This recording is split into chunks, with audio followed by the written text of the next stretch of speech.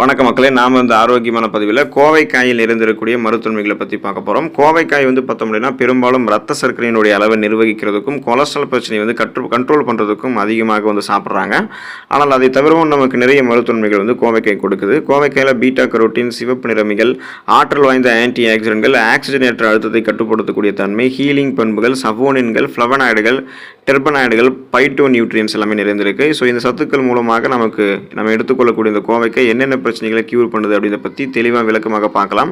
அதை பற்றி பார்க்குறதுக்கு முன்னாடி இந்த வீடியோவுக்கு மட்டும் ஒரு லைக்கை கொடுத்துட்டு இந்த தகவலை உங்களுக்கு தெரிஞ்சவங்களுக்கும் ஷேர் பண்ணிவிடுங்க. ஏன்னா இது அவங்களுக்கும் பயனுள்ளதாக இருக்கக்கூடிய ஒரு ஆரோக்கியமான பதிவு தான். இது போன்ற அப்டேட்ஸ்கள் நீங்கள் தொடர்ந்து பார்க்குறதுக்கு நம்மளுடைய ஹெல்த் நியூஸ் தமிழ் சேனலை மறக்காமல் சப்ஸ்கிரைப் பண்ணி வச்சுக்கோங்க. பக்கத்தில் இருக்கக்கூடிய பெல் பட்டனையும் கிளிக் பண்ணி ஆல் அப்படின்ற ஆப்ஷனையும் செட் பண்ணி வச்சுக்கிட்டீங்க அப்படின்னா நான் போடக்கூடிய எல்லா அப்டேட்ஸும் உங்களுக்கு நோட்டிஃபிகேஷனோட அடிக்கடி சேரும். சரி வாங்க மக்களே, இப்போ வீடியோக்குள்ளே போயிடலாம். ரத்த சர்க்கரையை கட்டுப்படுத்தக்கூடிய தன்மை கொண்டது கோவைக்காய். நீரிழிவு நோய் இருக்கிறவங்க பார்த்தோம் அப்படின்னா அமிர்தத்தை போன்றது கோவைக்காய். ஏன்னா அவங்களுக்கு அந்த பிரச்சனையை கோவைக்காய் கியூர் பண்ணிடும். பாகற்காய் எந்த அளவுக்கு நம்மளுடைய ரத்தத்தில் இருக்கக்கூடிய சர்க்கரையினுடைய அளவை கட்டுப்படுத்துதோ அதை விட 2 மடங்கு கோவைக்காய் ரத்த சர்க்கரையினுடைய அளவை கட்டுப்படுத்தும். ஆயுர்வேத மருத்துவத்தில் கோவைக்காய் அதனுடைய இலை, தண்டு அனைத்து பாகங்களுமே நம்மளுடைய ரத்தத்தில் இருக்கக்கூடிய சர்க்கரையினுடைய அளவை கட்டுப்படுத்துறதுக்கான மருந்தாக பயன்படுத்தப்பட்டு.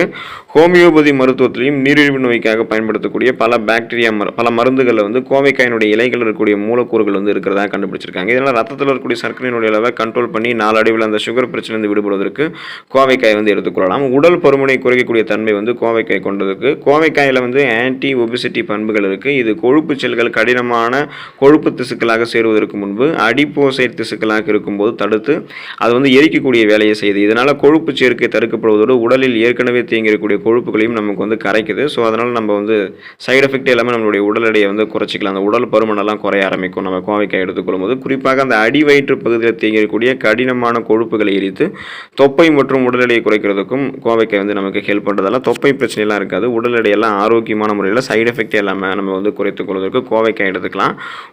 அதீத உடல் சோர்வு நமக்கு இருக்குது அப்படின்னா அந்த பிரச்சனையை தடுக்கிறதுக்கு கோவைக்காய் எடுத்துக்கலாம். அந்த அதீத உடல் சோர்வுலாம் நமக்கு நீக்கப்படும்.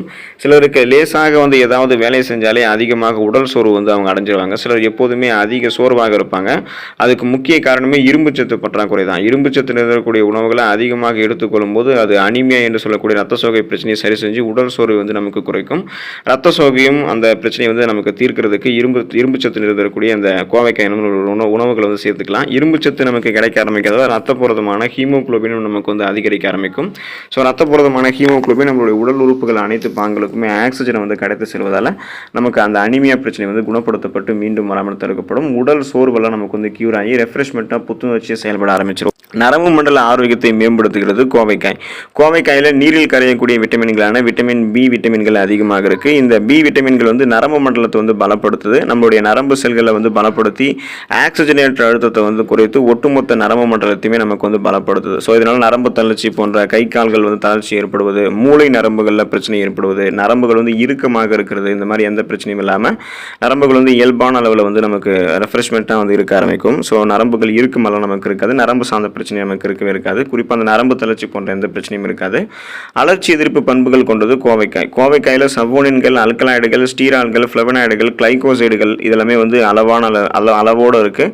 இது அனைத்துமே ஆன்டி இன்ஃப்ளமேட்டரி ப்ராப்பர்ட்டிஸை நமக்கு கொடுக்கும். அலர்ச்சிக்கு எதிரான பண்புகளை நமக்கு கொடுத்து பலவிதமான நோய்களை எதிர்த்து போராடுவதற்கு ஹெல்ப் பண்ணும். இதனால் பிபி ப்ராப்ளம், சுகர் ப்ராப்ளம், மூட்டு வலி, முடக்குவாதம் பிரச்சனை, இதயம் பிரச்சனை, இந்த மாதிரி எந்த பிரச்சனையுமே இருக்காது. பல நாள்பட்ட நோய்களை எதிர்த்து போராடக்கூடிய தன்மை கிடைக்கும். உடலில் ஏற்படக்கூடிய இன்ஃப்ளமேஷன்களை ஏற்படாமல் தடுக்கிறதுக்கும் அலர்ஜி அந்த ஒவ்வாமை பிரச்சனைகளை கூட ஏற்படாமல் தடுக்கிறதுக்கு நமக்கு ரொம்ப ரொம்ப ஹெல்ப் பண்ணும். புற்றுநோய் எதிர்ப்பு பண்புகள் கொண்டது கோவைக்காய். கோவைக்காயில் இருக்கக்கூடிய அதிக அளவிலான பீட்டா கரோட்டின்கள், ஆக்சிஜனேற்ற பண்புகள் இது எல்லாமே புற்றுநோய் எதிர்ப்பு பண்புகள் கொண்டிருக்கு.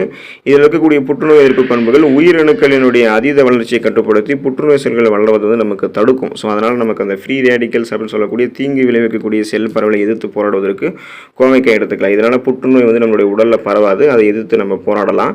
கோவைக்காய் சாப்பிடும்போது பிற நன்மைகள் நமக்கு கிடைக்க ஆரம்பிக்கும். ஸோ அதாவது ஆற்றல் நிறைந்தது கோவைக்காய் அப்படின்றதுல நமக்கு எப்போதுமே ரெஃப்ரெஷ்மெண்ட்டாக புத்துணர்ச்சியாக வைக்கும். நீரிழிவு நோய்களுக்கெல்லாம் ஃப்ரீ ரேடிக்கல்ஸ்களோட தாக்கத்தால் பல பிரச்சனைகள் ஏற்படும். அதெல்லாம் கியூர் பண்ணி அந்த பிரச்சனைகளை அழிக்கிறது கோவைக்காய் இருக்கக்கூடிய ஊட்டச்சத்துக்கள் தான். காய்ச்சல் பிரச்சனை இருக்கிறவங்கலாம் கோவைக்காய் எடுத்துக்கொள்ளும் போது நலம் பெறலாம். ஆஸ்துமா பிரச்சனை இருக்கிறவங்க கோவைக்காய் எடுத்துக்கொள்ளும் போது நலம் பெறலாம். மஞ்சள் காமாலை பிரச்சனை உங்களுக்கு இருக்குது அப்படின்னா அதை கியூர் பண்ணுறதுக்கு, சொரியாசிஸ் உள்ளிட்ட சருமம் சார்ந்த பிரச்சனைகள், குடல் பிரச்சனைகள்லாம் இருக்குது அப்படின்னா நீங்கள் கோவைக்காய் எடுத்துக்கொள்ளும் போது நலம் பெறலாம். ஸோ கோவைக்காயை வந்து தொடர்ந்து எடுத்துக்கொள்ளுங்கள். வாரத்தில் ஒரு தடவையாவது எடுத்துக்கொள்ளுங்கள். அதில் இருக்கக்கூடிய நிறைய மருத்துவமைகளை பெற்று நலமோடு வாழக்கூடிய வாய்ப்பை பெறுங்க. அடுத்த பயனுள்ள பதிவில் மறக்காமல் சந்திப்போம். நன்றி மக்களே.